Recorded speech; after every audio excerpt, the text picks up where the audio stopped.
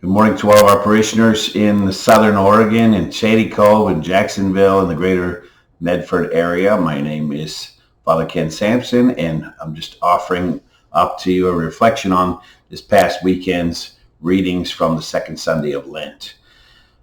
If you were able to be a part of that celebration, you know that the gospel featured the famous story of the Transfiguration, this miraculous event that took place on Mount Tabor. Mount Tabor is a mountain just on the southern end of the Sea of Galilee. And if you follow the ridgeline down, you end up in the village of Nazareth. So this is the mountain that was closest to Jesus' hometown growing up as a child. I imagine he hiked this mountain many times growing up. But in this case, an important event is taking place to reassure the disciples. I think most of us could paraphrase this story, but I think I want to encourage us to see it with new eyes today. And so I'm entitling this talk, A New Look at the Transfiguration.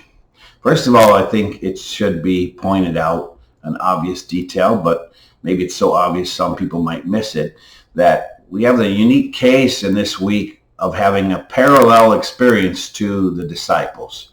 Why? Because we're in the Lenten journey ourselves, and the disciples are on the way of the cross. They are making their final journey with Jesus to Jerusalem, at the end of which awaits the passion and crucifixion of Christ. He will die on the cross for our sins. As they are making their way along, they are encountering many kinds of hardships. They are hungry, so they're fasting. They're struggling and stumbling. They're really sometimes at odds with God's will, and they're learning how to submit to Jesus's plan over their own, even though they don't necessarily always understand what's happening. And they're making their way toward Easter, which is what we're doing.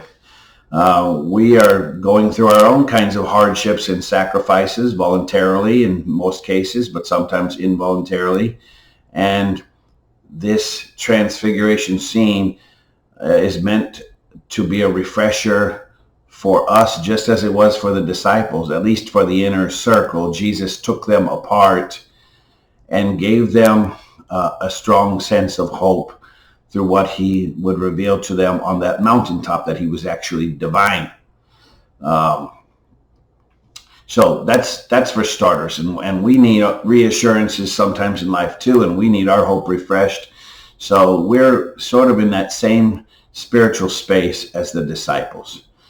But I would like to, using the lenses of the other two readings paired with this story today, to maybe point out some details of the story that we haven't noticed before, or maybe we're unaware of. First of all, I'm going to focus on the reading from Genesis. It's from chapter 15 of Genesis, and what I think is one of the two qualities, one of the two learning points that we can take away from this story, a quality I'm just going to call the surrender of faith.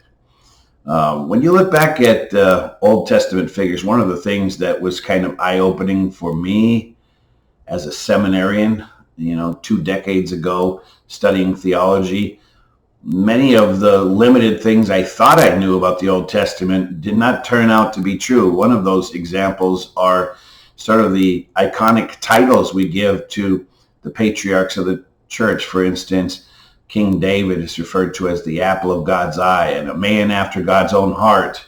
And yet we know that wasn't true. At least on one occasion, he was after Bathsheba's heart.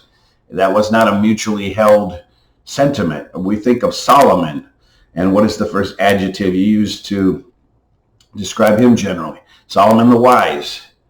Wise because his father urged him to pray for wisdom. And in the beginning, he was wise because he prayed for it and because he followed the Lord. But in fact, he was a fool as a king. Through most of his kingship, he turned toward false gods. He lost his way. He made many foolish mistakes. And another example along those lines is Abraham, the figure featured in this 15th chapter. We call him the father of faith. We think, from the letter to the Hebrews and other places that his faith must have been very steadfast. But in fact, if you read his story, many times over, he needs reassurance from God. in the end, he makes some incredible acts of faith. It is true. But in the beginning, he's constantly asking God, now tell me again how this is going to work. And on some level, we have to have some empathy for him, a little sympathy, because if you recall, Abraham was given 3 promises from God. One, a promised land, so some real estate in the deal, a place to call home. Secondly, that he would have so many offspring that they would be as numerous as the stars in the sky. A great, great family, a great tribe of people would come from him. And third of all, that his name would be made great, which is a way of saying kings would come from his line. There would be a dynasty.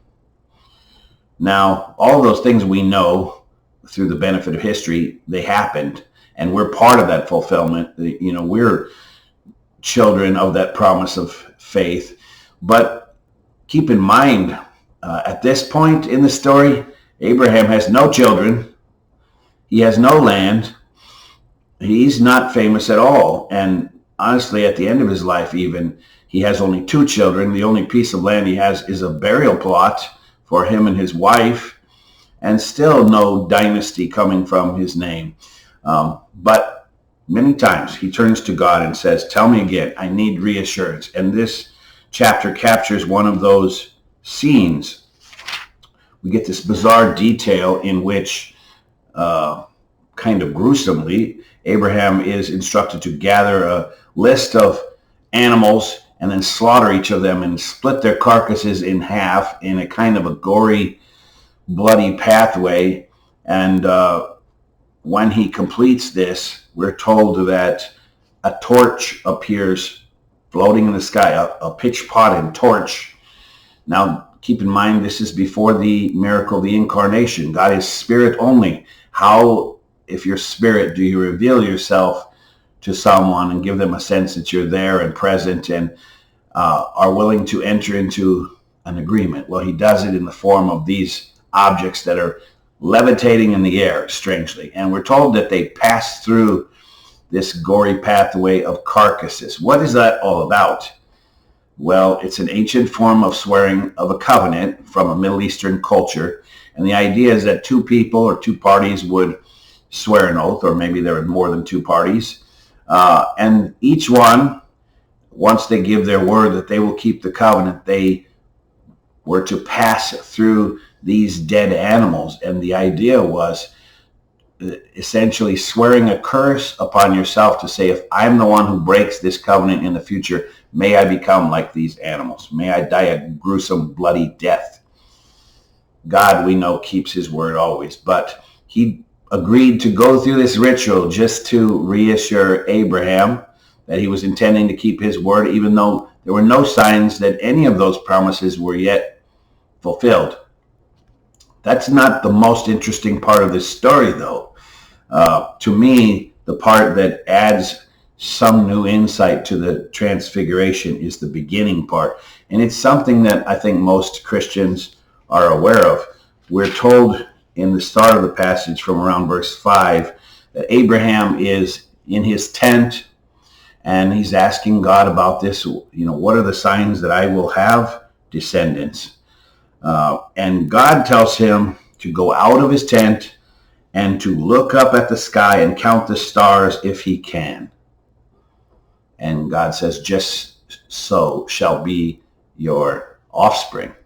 Now, someone with a scientific background tried to explain to me last year just how many stars there are in the universe at our best guess. One of the ways he put it is a way my non-scientific mind can understand. He said that if we began at the Big Bang, counting 1 star per second from the beginning of all time, and we were still counting today, we would be far closer to the beginning of that project than the end. We wouldn't even be anywhere near the halfway point. There is no way in a lifetime you could possibly count the stars in the universe. So most people imagine Abraham going out and taking a look at the night sky and in the desert, having some vivid clarity, as often is the case, and seeing an abundance of stars and being reassured that way. But that is not exactly what's happening. If you read further, a couple of paragraphs, It later says that as the sun was about to set, a trance fell over him. And then still later it says, when the sun had set and it was dark, there appeared this pitch pot and torch. In other words, at the time God is asking him to go outside his tent and look up at the sky's blue. It's daytime. It's not at night. He can't see any stars with the naked eye. Now that adds a completely new dimension of meaning to this passage, because from experience we know each night the stars are revealed. So we can come to believe they're there, or they're just concealed behind this blue curtain. But Abraham couldn't actually see any stars, just like he couldn't see any offspring in his life. God is essentially saying to him then, trust me. They're there. You know they're there. Your children are also coming as well. I will keep my word, but I need you to trust me. I need you to surrender in faith. You might not understand how this is going to come about. You might not understand all the steps that will be taken to get us there, but it will happen. How does that apply to the Transfiguration? Well, I would say this. From what I know of Jewish tradition, certainly there was a well-established tradition of a promised Messiah to come. But sometimes I think we get confused as Christians in thinking that the Jewish people expected that Messiah to be divine. That is not the case at all. Mashiach, they came in every generation on some level. If you think of the book of Judges, you know, the general idea of a Messiah was some person anointed by God to be especially gifted, especially heroic in war, or gifted as a leader, as a political leader, what have you, in time of strife or crisis, that God would provide someone to lead his chosen people out of crisis. And I do believe also there was a promised Messiah understood in the minds of most with a capital M. But nowhere, I think, would there be an expectation of something like the incarnation, that the Word would become flesh, that this Messiah would be the Son of God. So even though perhaps the disciples had a sense that Jesus may have been this Messiah, ultimately you need to understand what that might have meant to them, that he was a great, great rabbi, that he would be a historic figure. And at first, when he appears in Mount Tabor, he appears alongside Moses and Elijah. That to me probably would have gotten the disciples thinking, that's the level of stature of our rabbi. He's equal to Elijah and Moses. He will be of great historic significance. But in the end, Moses and Elijah disappear, and there is only Jesus. And by the way, the light that is generated, it starts at his face and spreads, and in the end, he's the only one present, and they hear a voice from heaven, presumably God's voice, identifying him as Son. And I think perhaps for the first time, there's this inkling that he's otherworldly. He may be divine. There is the Spirit of God in him. It's a new kind of a thing, and they can't understand it. There's no way they could have understood that. They can't understand, especially in light of the fact that as Jesus is journeying to Jerusalem and going along, he's telling them over and over again, when I get there, they will reject me. They're going to torture me and kill me.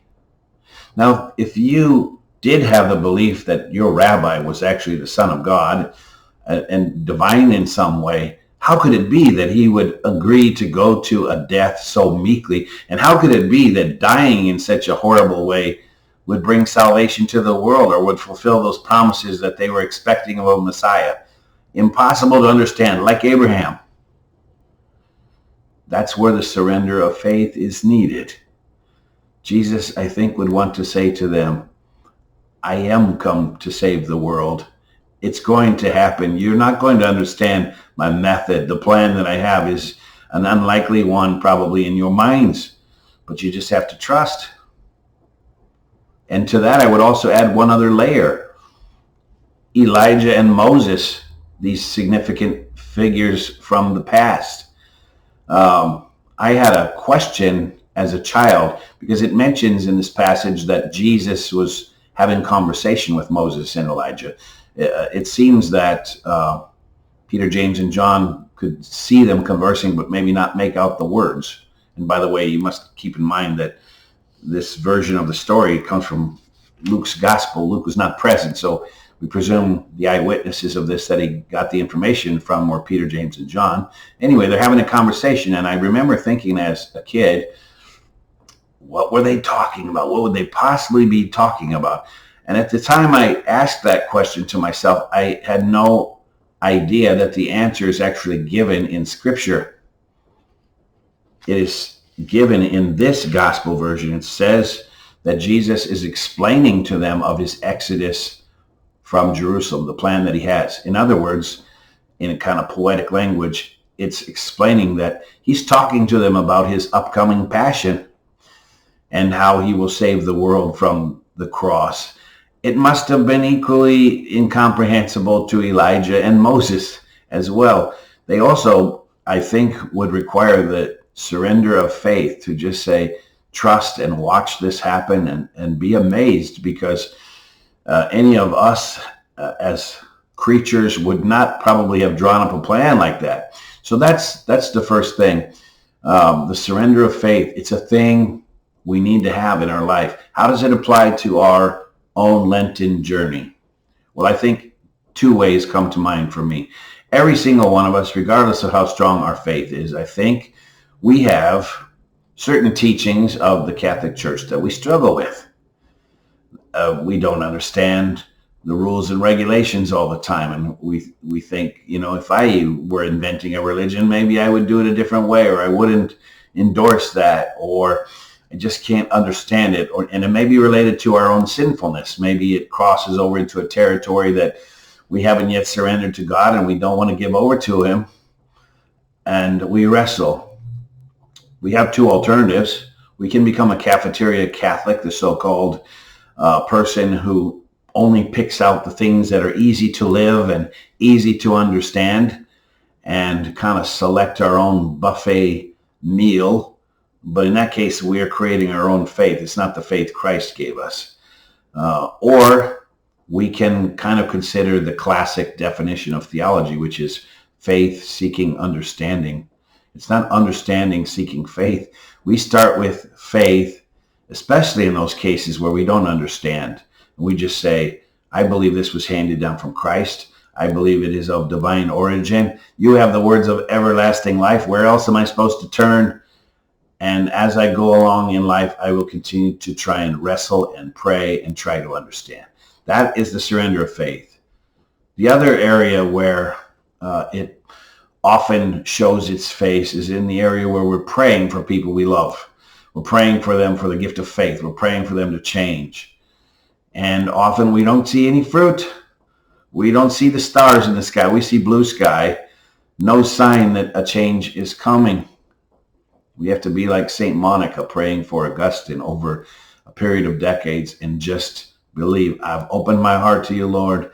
I have lifted up to you the concerns of my life, and I trust that you in your goodness and love and mercy will answer my prayers. That's the surrender of faith. We need it. So, something for us to consider. The second point comes from our second reading. It's a shorter point, but I think equally as powerful. It comes from Philippians. And in this particular passage, St. Paul is urging us to follow his own example as he's following the example of Christ. It's from chapter 3 and chapter 4. But he gets to an interesting passage where he talks about people who've lost their way, people who've lost their faith. And I am most intrigued by how he describes them. He doesn't call them heretics. He doesn't call them enemies of Christ. He doesn't call them evil. He doesn't refer to them as sinners. How does he refer to them? He calls them enemies of the cross. Isn't that interesting? Enemies of the cross. Someone who's far from God, someone who's lost their way, is an enemy of the cross. We understand as Catholics the idea of redemptive suffering and something of the mystery of the cross, that, unlike other Christian theologies, we don't believe Christ suffered so that we don't have to. We believe there's no way to get through life without suffering, but we believe that Christ revealed to us a model of how to take on our suffering in a more fruitful and redemptive way. We can offer it up as a prayer, a powerful prayer. It's especially powerful when we offer it up in our suffering, in the midst of it. But when we do it, we are becoming Christ-like more and more. So something really to consider. And where do we see it in the Transfiguration? Again, with Peter, James, and John, and with Moses and Elijah, Jesus is letting them know, I'm going to die on the cross. That's part of the plan. I will be the lamb of sacrifice. I will be the high priest. In sacrificing myself to my Father, I will redeem the world, but it has to pass through the cross. The way of the cross is essential. And Jesus assures us in this same final journey to Jerusalem, if you want to be my disciple, you must also deny yourself daily, take up your cross, and follow me. We have to do it. We do it sometimes voluntarily, like in the Lenten season, by taking on voluntary fasts and sacrifice of things that we might normally enjoy doing that are not necessarily bad or evil in and of themselves, but they train our will and discipline us to reject sin in our life. But even more so, we do it with the involuntary things that go along with our vocation. I refer back to something Father Stephen said in the Lenten retreat that stuck with me. He said, when we make a sacrifice and we offer it to God, we're offering him a gift. Every time we become cynical and critical and we grumble and complain, he said, essentially we're taking the gift back. We're failing to embrace the cross. I don't care what your vocation is. Take parenthood, for example. There are so many joys and blessings that come with creating a new life and bringing life into the world, raising children, sharing memories through this adventure of life that we share. But there are crosses that come with it too. There are many beauties that are a part of married life, but there are crosses as well. And for me, as an ordained minister, I also have many blessings and graces, but there are times in which I have to undergo struggle. I love to teach. I love to preach. I love to celebrate the sacraments. I love counseling people, trying to lead people to Christ, helping them in their struggle to find faith. I'm not such a fan about administrative work, however. I think that I didn't wake up 20 years ago and say, Lord, I know what I want to do now. Send me all your administrative work. No, that's a cross for me. But if I embrace it by not complaining, by simply doing it and taking it as part of my lot, part of the cross I'm called to carry for the sake of building up the body of Christ, then it's powerful, then it's transformative. So there you go. That's a new look at the Transfiguration, 2 lessons we can take away. Through Abraham, the surrender of faith, with the struggles of things we can't yet understand, and with things that we're praying for with no signs yet, the answers to those prayers are coming, and to embrace the cross, not be an enemy of it. I think if we do those 2 things, like Jesus in his Transfiguration, we will also find that we are transfigured by the end of this Lenten journey. God bless you all. Good luck in that project, and tune in next week for another reflection.